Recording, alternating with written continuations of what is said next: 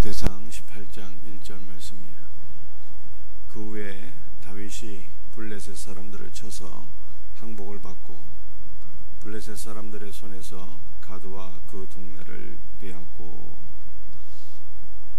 다윗 왕이 블레셋 사람들을 쳐서 항복을 받았다, 이렇게 말씀하고 있어요. 그런데도 불구하고 블레셋은 끈질기게 살아남아서 이스라엘을 또 공격하게 됩니다.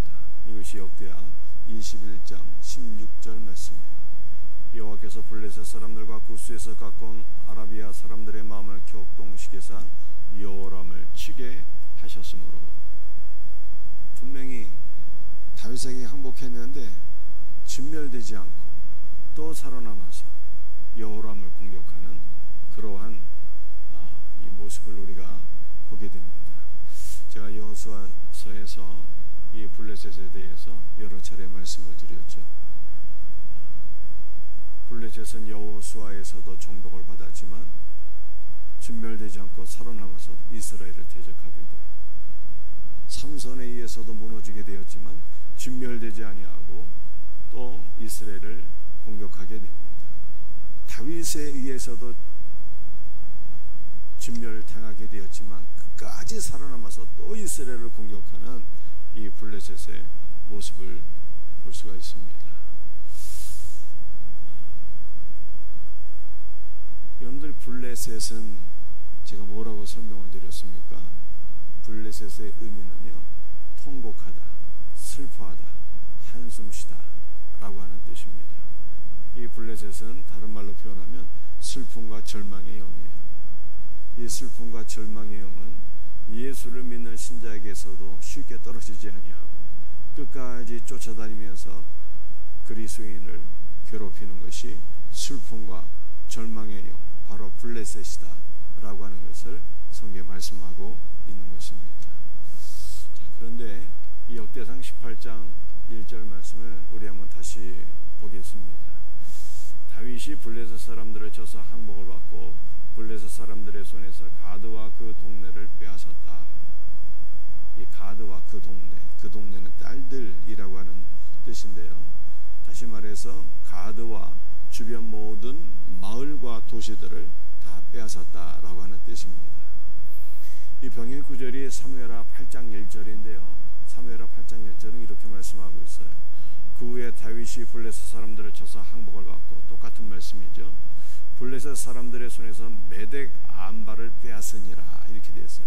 여러분들, 메덱 암바는요, 어머니의 굴레라고 하는 뜻입니다. 이것은 무슨 뜻인가 하면, 예를 들어서 가드가 블레셋에 다섯 개의 도시가 있지 않습니까?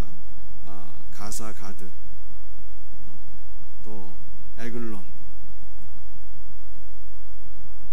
아스글론, 이 5개의 도시들이 있는데요, 아스도까지 5개의 도시들이 있는데, 가드가 모성이라고 할 것 같으면, 가드가 모성, 어머니의 성이라고 할 것 같으면은 나머지는요, 이 딸들이죠, 딸들.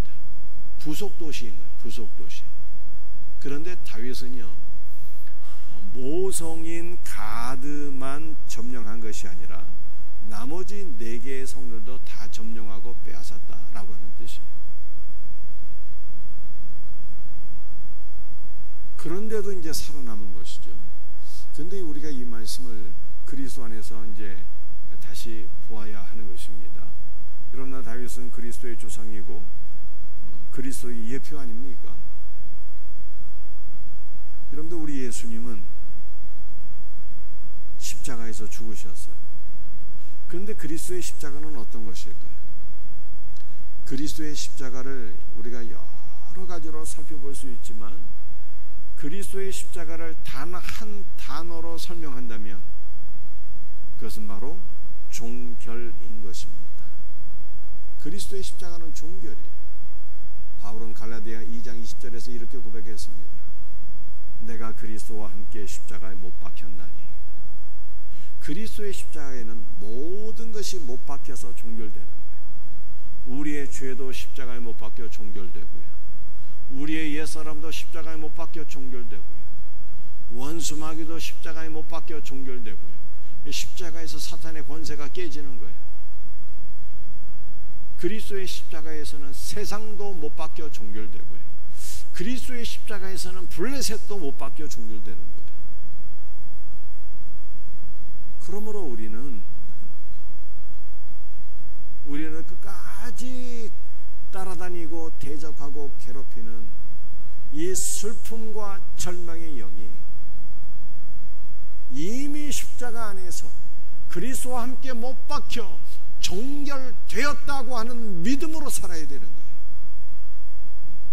나를 괴롭히고 우리 가정을 괴롭히는 이 슬픔과 절망의 영은 이미 십자가에 못 박힌 것을 믿습니다.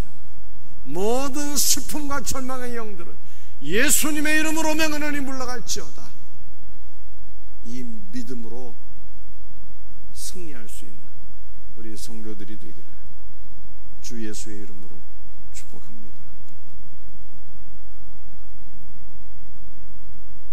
3절과 4절.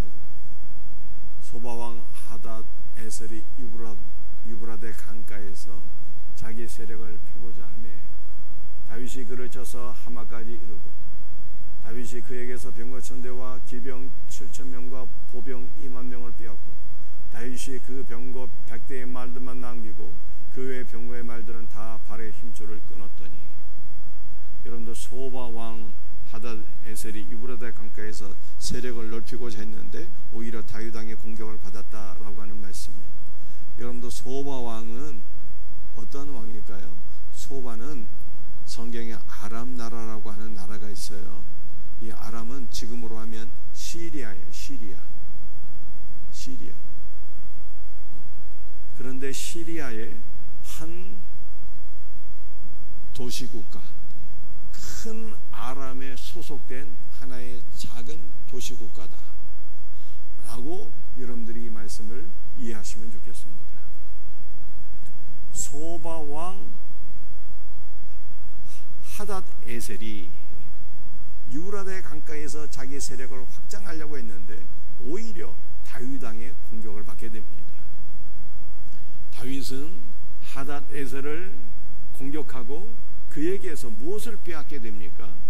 병거 1000대, 기병 7000명, 보병 20,000명을 빼앗고, 그런데 우리가 주목할 말씀은요, 마지막 말씀인데 다윗이 그 병거 100대의 말들만 남기고 그 외의 병거의 말들은 다 발에 힘줄을 끊었다, 이렇게 말씀하고 있어요. 자, 하닷 에셀에게서 병거 1000대를 빼앗았어요. 여러분들 병거는 지금으로 하면 탱크야, 탱크. 고대 시대 병거는요, 한 나라의 군사력을 가늠할 수 있는 가장 중요한 무기가 되는데 지금으로 하면 탱크에 해당되는 것이죠. 이 병거 1000대를 빼앗았으면 다윗의 군사력은 그만큼 강력해지게 되는 것입니다. 그런데 다윗이 우리가 생각할 때 이해하기 어려운 일들을 해요. 병거 1000대 가운데 병거 100대의 말들은 보존해 주지만 나머지 900승을 끌어가는 말들은요, 그 말들의 힘줄을 다 끊어버렸다는 거예요. 그러니까 병거는 무용지물이 되는 것이죠. 아니, 다윗이 왜 이런 어리석은 일을 했을까요? 우리가 볼 때는 최첨단 무기인, 한 나라의 군사력을 가늠할 수 있는 가장 중요한 무기인 병거를 무용지물로 만들었다라고 하는 것은 이해하기 어려운 일이지만, 그러나 이것은 다윗 왕의 신앙 고백이었다는 거예요. 신앙 고백. 여러분들 시편 33편 17절에 이렇게 말씀하고 있습니다. 구원하는 데 군마는 헛되며 군마가 많다 하여도 능히 구하지 못하는도다. 우리의 구원은 여호와 하나님이시오. 우리를 모든 죽음의 세력으로부터, 모든 원수로부터, 모든 대적으로부터 우리를 구원하는 것은 군마가 아니라는 거예요. 하나님이 우리의 구원이시지. 다윗이 믿음의 고백으로 병거 900승을 이끄는 말들의 힘줄을 다 끊어버렸다. 그래서 시편 20편 7절에도 이러한 말씀이 있지 않습니까? 어떤 사람은 병거, 어떤 사람은 말을 의지하나 우리는 여호와 우리 하나님의 이름을 자랑하리로다.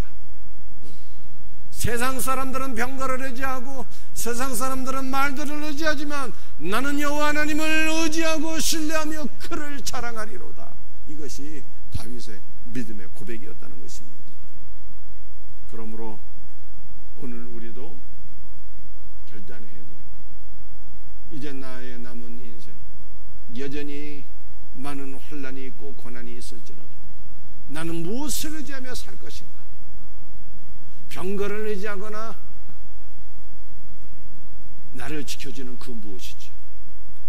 나를 지켜주는 그 무엇을 의지하거나 내가 사람을 의지하거나 내가 돈을 의지하기를 원하지 아니하고 나는 나의 구원이신 나의 능력이며 나의 생명이신 주 예수 그리스도를 의지하고 주님만을 자랑하며 살아가리로다.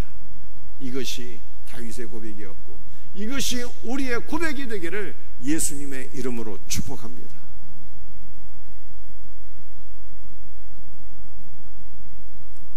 역대상 18장 5절 말씀.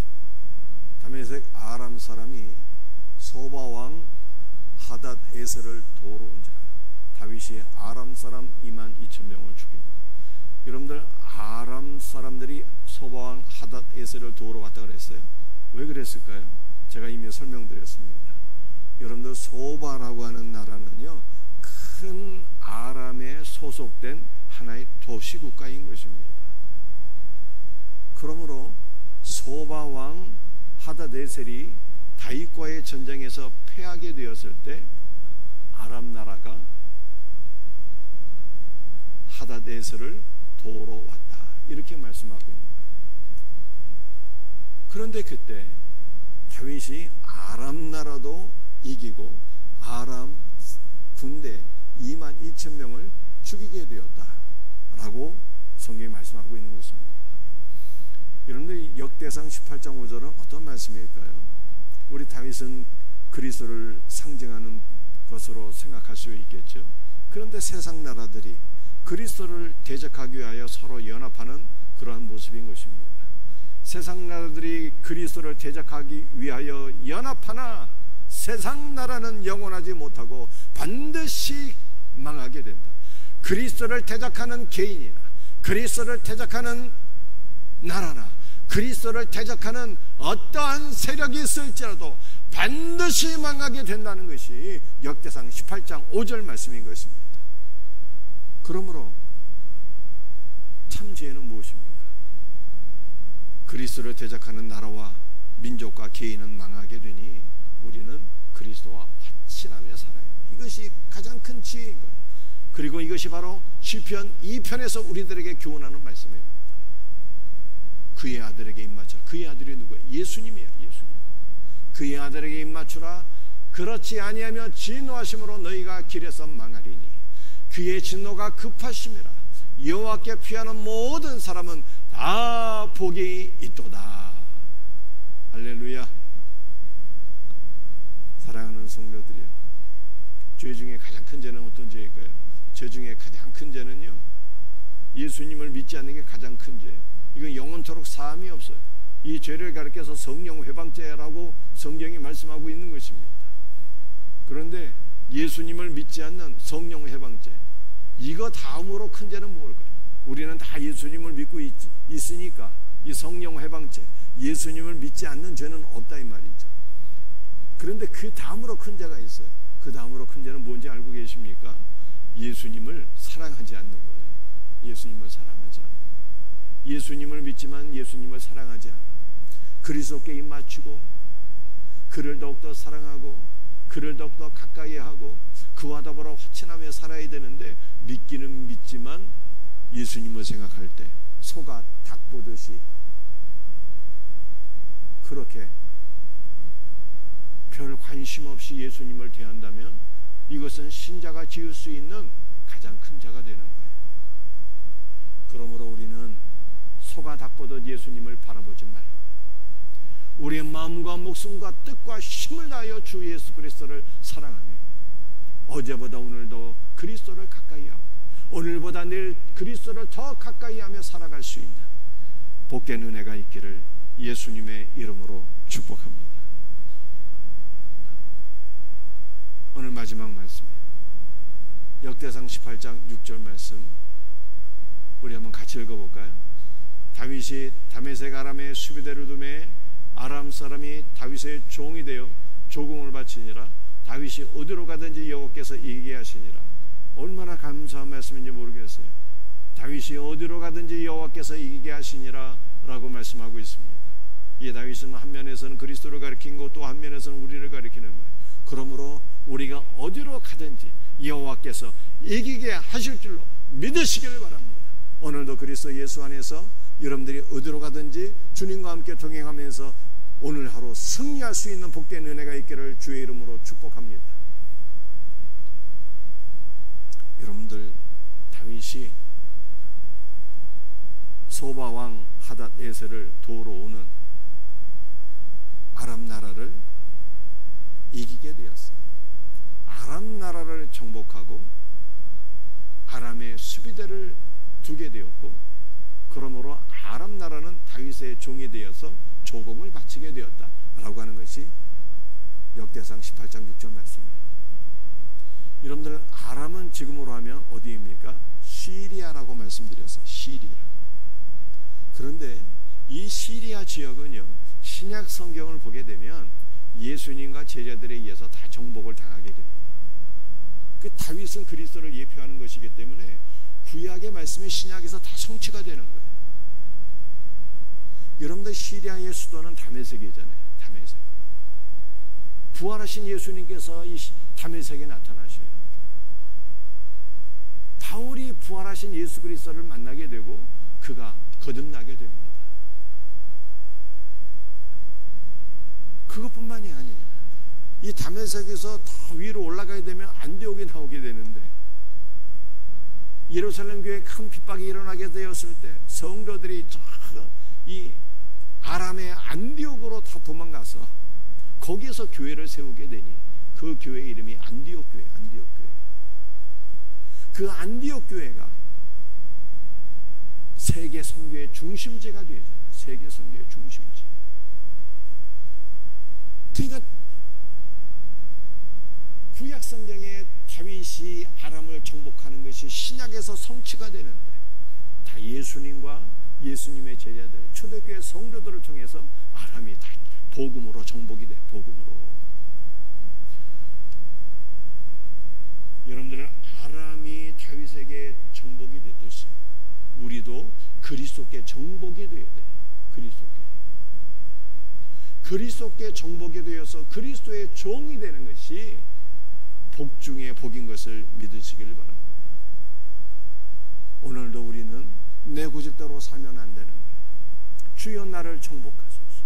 내가 주의 종이 되기를 원하나이다.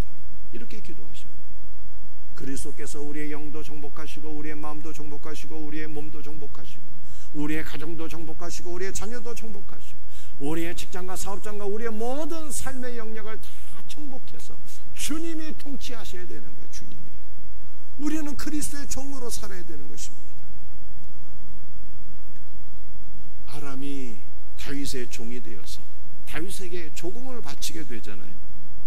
이 조공이 어떻게 쓰임을 받게 될까요? 이 조공이 이후에 솔로몬 시대에 성전을 세우고 성전의 모든 성물들을 만드는 일에 쓰임을 받게 돼요. 7, 8절도 마찬가지예요. 여러분들 7, 8절 제가 있습니다. 한번 주목해 보세요. 다윗이 하닷에셀의 신하들이 가진 금방패를 빼앗아 예루살렘으로 가져오고 또 하닷에셀의 성읍 디브아과 군에서 심이 많은 놋을 빼앗았더니 솔로몬이 그것으로 놋대야와 기둥과 놋그릇들을 만들었더라. 소바 왕에서 빼앗은 모든 것들, 아람 사람에게서 조공받은 모든 것들이 성전을 세우고 성전 안에 놋대야, 놋기둥, 놋그릇들이 되었더라. 이렇게 말씀하고 있는 것입니다. 여러분들, 이 아람은 이방인이잖아요. 이방인들로 통해서 성전이 세워지고 성전 안에 모든 성물들이 만들어진다라고 하는 것을 성경에 말씀하고 있습니다. 여러분들, 이것은 무엇을 의미하는 것입니까? 우리 하나님은 유대인의 하나님만이 이방인의 하나님이 되신다는 거예요. 이방인들도 하나님의 성전에 와서 하나님을 경배하는 역사가 일어나게 될 것을 미리 보여주는 말씀인 것입니다. 그러므로 여러분들, 오늘 이방 지역에 주 예수 그리스도의 복음이 증거되고 이방 지역에 하나님의 나라가 확장되는 것 아닙니까? 이 말씀의 성취가 바로 우리인 거예요. 우리는 다 이방인이지만 다 그리스도의 종이 되었고 우리를 통해서 하나님의 성전이 세워지고 하나님의 나라가 확장되는 것입니다.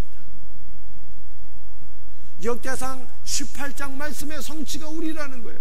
우리를 통해서 성전이 세워지고 우리를 통해서 하나님의 나라가 확장되고 우리를 통해서 주님, 우리의 주인이신 예수 그리스도께서 영광을 받으시는 거예요.